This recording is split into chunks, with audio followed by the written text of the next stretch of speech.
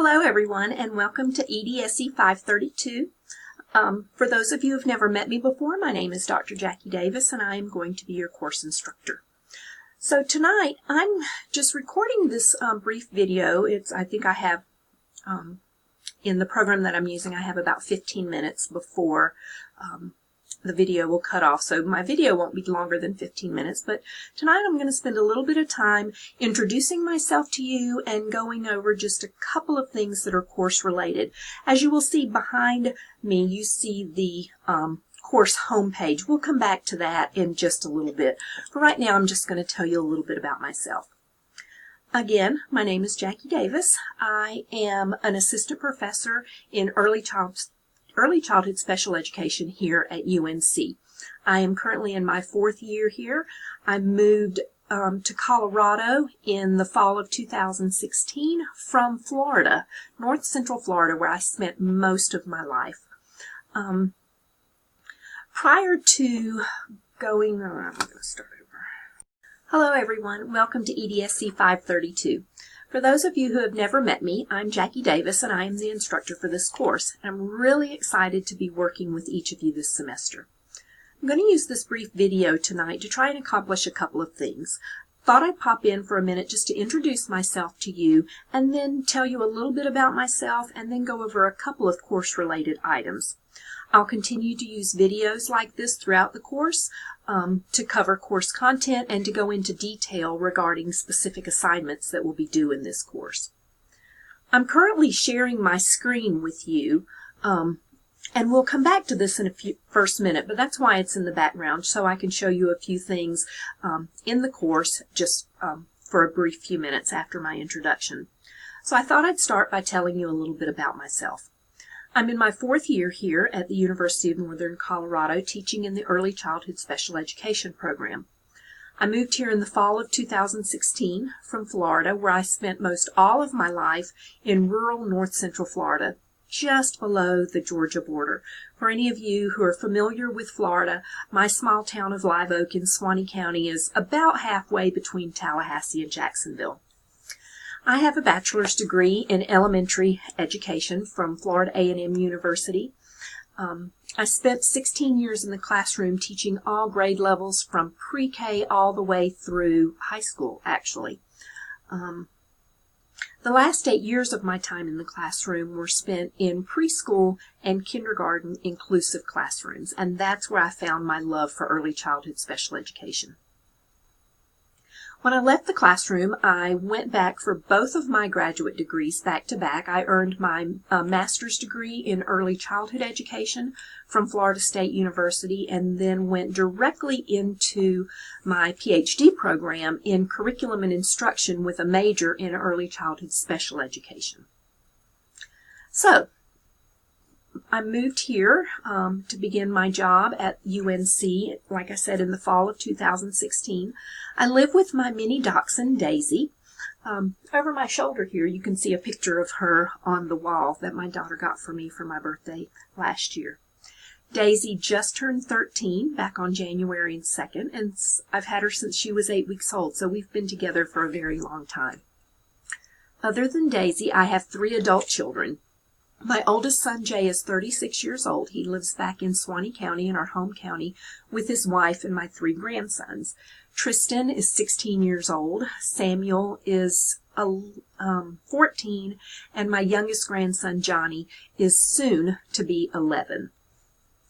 My daughter, Dana, who's 28 years old, she lives here in Colorado, down in Lakewood. She lives with her boyfriend, Greg, and 2 of my grandpups, Leo and Surrey. Leo and Surrey are both rescues. They're both black lab mixes, and I love them very much. Dana works as an itinerant teacher in Douglas County with children who have visual impairments. My youngest son, Brian, who will soon turn 27. He lives back in Tallahassee, Florida with his fiancée, Elizabeth, and my other grandpup, Ginger. She's a sweet beagle. Brian and Elizabeth are getting married in March of this year, and so we're all very excited. It's a very exciting time for our family, a lot of celebration preparations going on right now, so that's fun. So you know a little bit about me personally and professionally, and I look forward to getting to know each of you a little bit better on this week's discussion board. I look forward to reading your posts and interacting with you there. So now I'm going to turn my attention for a few minutes to the screen that you're seeing here and go over briefly some information. I know that this online course might be the very first online course that some of you have taken, so I'm going to just give you a little walkthrough of what that looks like. The screen that you're seeing is in student view, so it should be pretty close to what you all are seeing. Here on the left-hand side, not the blue bar, but the left-hand side of the white screen is sort of the course navigation. We are currently on the home screen. Just some very basic information. The next tab, if you click on it, are announcements. Yesterday, before I opened the course, I did a quick announcement to welcome you all to the course.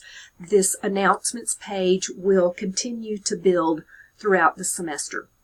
The next tab down is the syllabus tab. You can see the course syllabus for the course and then also the schedule, and it will tell you when different assignments are due. Below that, you will also see a listing of the assignments when they're due and a brief description. Below that is modules. This is sort of where the meat of the course is going to be found. So I've set up the course into different modules, which will basically be about a week long each, with the exception of this first module and the very last module. I like to open each weekly module on Wednesday morning, and then it will close the following Tuesday night. So this very first module will start today. It started earlier at midnight, and it will go through next Tuesday night at 11:59 p.m., followed by the opening of Module 2 at midnight on Wednesday.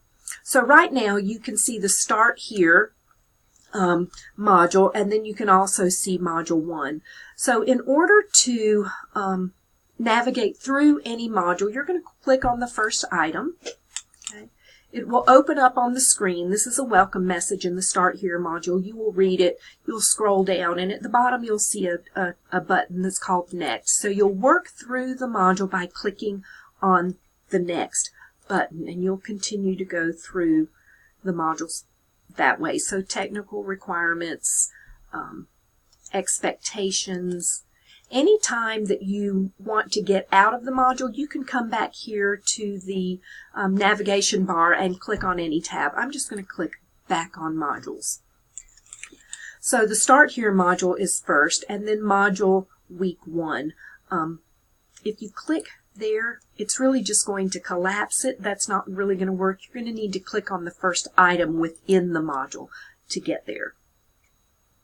So for the first week that will end next Tuesday night, here are the weekly readings and resources. You're going to read our course textbook, which is Hooper and Umansky. You're going to read Chapter 1. So I've put it here because I know that some of you are just now ordering your textbooks. I put it here. You can click on it. It will download, and you'll be able to open it. You can save it on your computer if you would like. You're going to read an article called Watch Your Language, and then you're going to read a small case study called Welcoming Adam. Then the last thing you are going to do, there are 5 key concepts on early childhood development. There are 5 short videos. So if you click on it, it will take you to the screen, and these are the 5 videos. The first one is called Brain Architecture. The second one is Toxic Stress. The third one is Resilience. The fourth one is Serve and Return. And the fifth one is Executive Function and Self-Regulation. So you can click on the picture or the title and then watch the overview video. They're very brief. Each one is just a couple of minutes long. So after you've gone through, I think the chapter is probably downloaded by now.